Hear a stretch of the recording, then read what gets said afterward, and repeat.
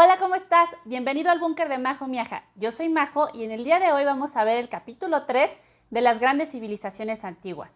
En esta ocasión veremos Egipto.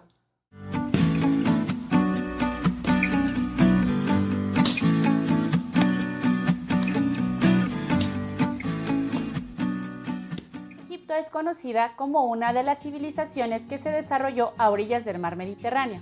En el año 3100 a.C., a orillas del río Nilo, en la parte del noreste de África, gracias al faraón Menés, que logró unificar los pueblos del Alto y el Bajo Egipto. ¿Sabías que el río Nilo mide alrededor de 7.000 kilómetros de largo? La grandeza de la civilización egipcia duró casi 3.000 años, hasta que fueron conquistados por los persas, luego por los griegos y al final por los romanos. Cuando Octavio logró vencer las tropas de Marco Antonio y Cleopatra en el siglo I a.C., y Octavio unificó el imperio egipcio al imperio romano. Su actividad económica principal era la agricultura, la ganadería y la pesca, porque estaban cerca del mar y del río. Se dedicaron a la navegación y al comercio terrestre y marítimo, tanto por el río Nilo como por el mar Mediterráneo. Su gobierno era dinástico y al líder le llamaban faraón, que era una especie de rey y que igual sus hijos iban heredando el poder en el trono. La primera capital de Egipto fue Menfis y después fue Tebas. Como estaban en constantes guerras, tenían unos ejércitos especializados. A la cabeza de su organización social obviamente estaba el faraón. Después los sacerdotes, después los escribas, que eran las personas que sabían escribir y llevaban la contabilidad. Después los soldados. En el mismo nivel estaban los comerciantes y los artesanos, después los campesinos y hasta abajo los esclavos.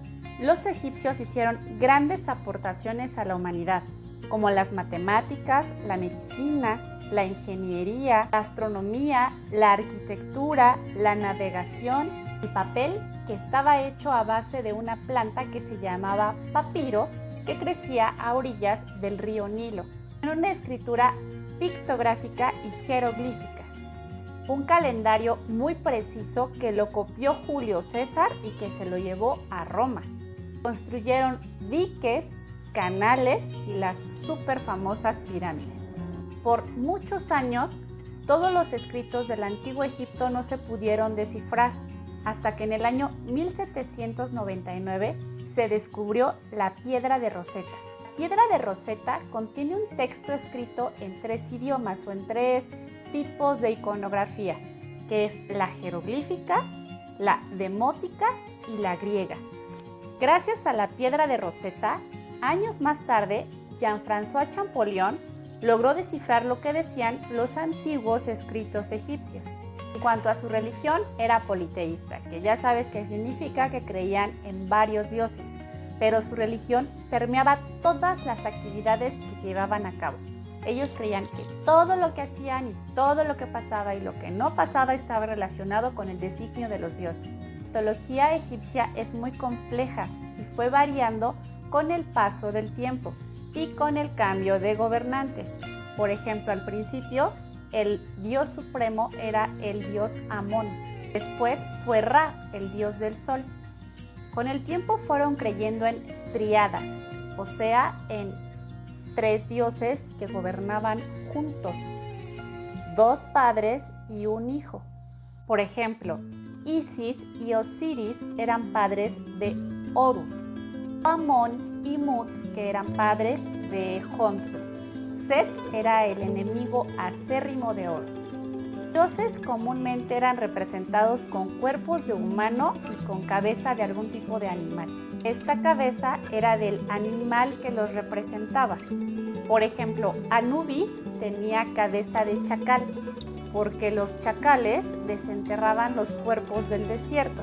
Y Anubis estaba asociado con la muerte y con la vida después de la muerte. Ra, que ya te mencioné que era el dios del sol, estaba representado con una cabeza de halcón, porque surcaba los cielos con gran velocidad, al igual que lo hacían los halcones.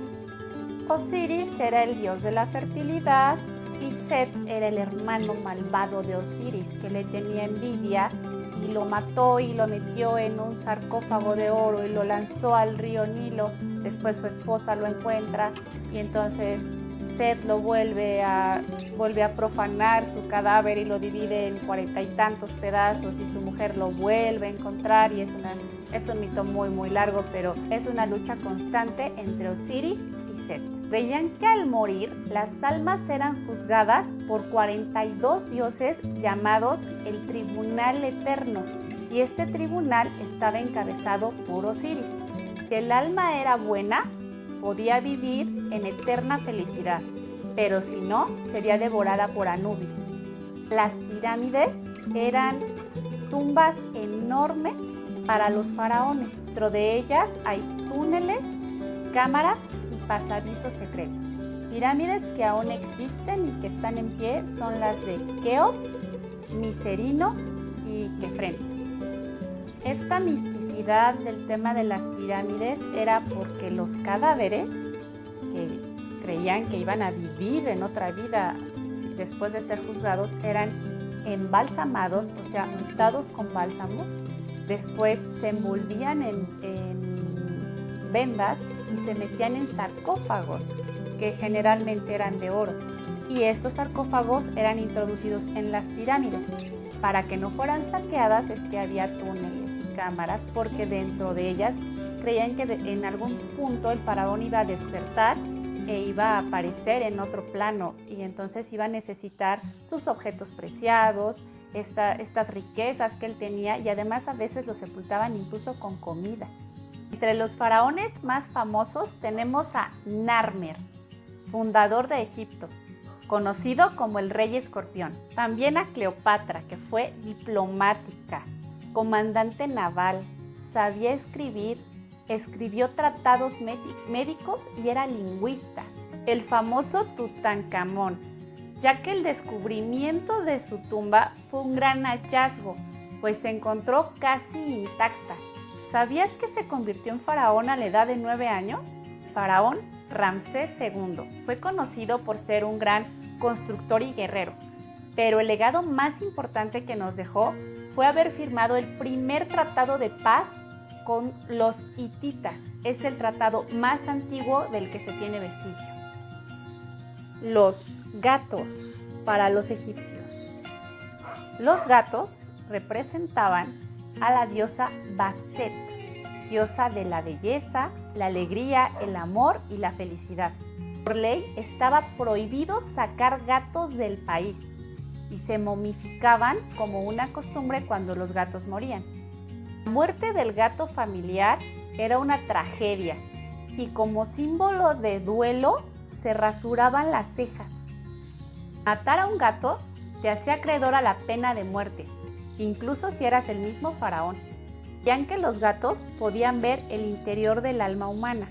Por eso muchas mujeres se tatuaban los ojos imitando los ojos de los gatos, para parecer más bellas, más sexys y poder ver a través de la mirada de los otros el alma humana. En 1890 se descubrió un cementerio con cerca de 70,000 cadáveres de gatos momificados.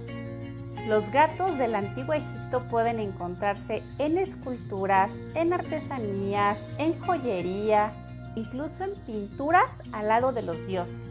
Se creía que podían viajar de este plano al plano etéreo y de regreso sin dificultad.